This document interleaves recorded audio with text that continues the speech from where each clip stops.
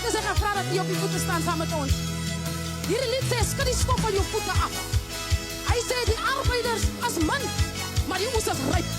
Ik weet niet van jullie, maar je gaat maar uit en gaat optellen die oes, man. Dat is gereed. Halleluja. Schud die stof van je voeten af. Maak jou klaar om die oes in te brengen. Jezus. Schud die stof van je voeten af. Maak jou klaar om die oes in te brengen. Ja, schud die stof, ja. Schud die stof van je voeten af. Maak jou klaar om die oes, ja. Maak jou klaar om die oes in te brengen. Dat is tijd voor ons.